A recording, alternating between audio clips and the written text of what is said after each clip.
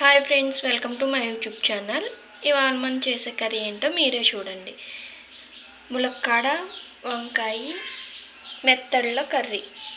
ముందుగా దానికి కావాల్సిన ఇంగ్రీడియంట్స్ ఏంటంటే ఆనియన్స్ ఇలా కోసుకుని ఉంచుకోవాలి చిన్న చిన్న ముక్కల కింద. ఎగ్స్ ఇలా ఉడకబెట్టుకుని చేసుకుని ఉంచుకోవాలి. అలాగే ములక్కాడ ముక్కలు, టమాటా ముక్కలు, వంకాయలు, కారం, పసుపు, ఉప్పు, అలాగే మెత్తళ్ళు వేడి నీళ్ళలో వేసుకుని కడుక్కుని ఉంచుకోవాలి. ఎందుకంటే మెత్తళ్ళలో ఇసుక అనేది ఉంటుంది, అందుకని వేడి నీళ్ళలో వేసుకుంటే ఇసుక పోతుంది. వేడి నీళ్ళలో వేసుకుని కడుక్కుని ఇలా నీట్గా పెట్టుకుని ఉంచుకోవాలి. ప్రాసెస్ ఏంటనేది మనం ఇప్పుడు చూద్దాం. పొయ్యి మీద బాండి పెట్టుకుని ఆయిల్ వేసుకుని ఆయిల్లో పసుపు వేసుకోవాలి. ఇప్పుడు ఎగ్స్ వేసేసుకుందాం. అందులో ఫ్రై చేసుకోవాలి ఎగ్స్ అనేవి బాగాని.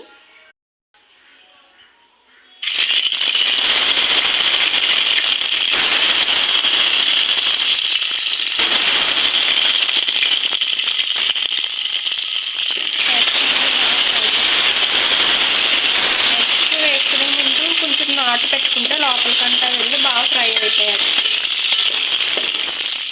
ఇలా బాగా ఫ్రై చేసుకోవాలి. ఇలా రెడ్ కలర్ వచ్చేంత వరకు బాగా ఫ్రై చేసుకోవాలి ఎగ్స్ అనేవి, అప్పుడే బాగుంటాయి. ఫ్రై అయిపోయాయి కదా మనకి ఎగ్స్, ఒక బౌల్లోకి తీసేసుకుందాం ఎగ్స్ని.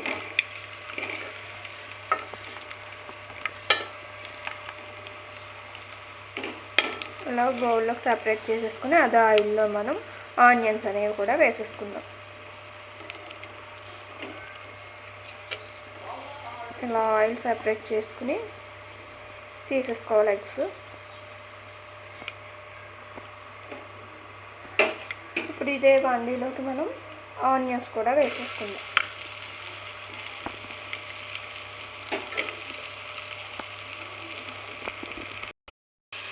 ఇలా ఆనియన్స్ అన్నీ వేసేసుకుని సాల్ట్ అనేది వేసుకుందాం.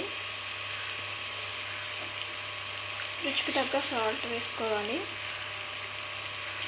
వేసుకుని బాగా మిక్స్ చేసేసుకోవాలి.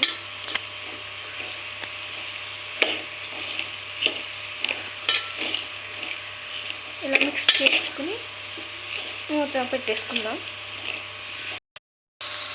ఉల్లిపాయ ముక్కలు ఫ్రై అయిపోయాయి. ఇందులోకి టమాటా ముక్కలు అనేవి యాడ్ చేసుకుందాం.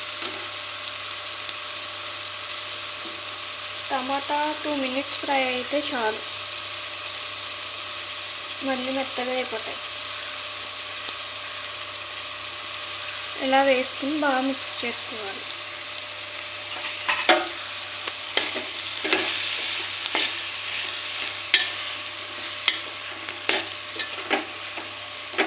మూత అనేది పెట్టుకుందాం.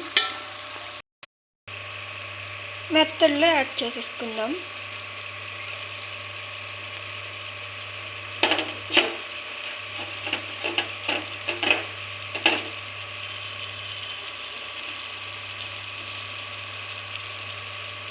ఇలా యాడ్ చేసుకుని మిక్స్ చేసుకోవాలి.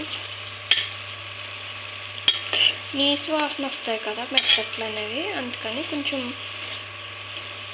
వంకాయ ముక్కలు అవి వేసుకోకముందే ఇవి వేసుకుని 2 minutes ఫ్రై చేసుకోవాలి. ఇలా మిక్స్ చేసుకుని మూత పెట్టుకుందాం. ములక్కాడ వంకాయ కూడా వేసేసుకోవాలి.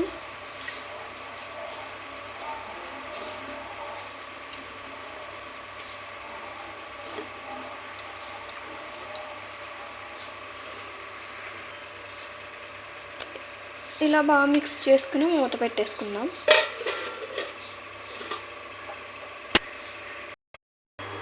ఎగ్స్ వేసుకుని కారం కూడా వేసుకుందాం. పచ్చిమిర్చి మనం తక్కువే వేసుకున్నాము, అందుకని కారం కొంచెం ఎక్కువ వేసుకుంటున్నాను. అయినా మేము కారం కూడా కొంచెం ఎక్కువగా తింటాము. కారం వేసుకుని కొంతసేపు మూత పెట్టుకుందాం, ఒక 2 seconds. వాటర్ యాడ్ చేసేసుకుందాం.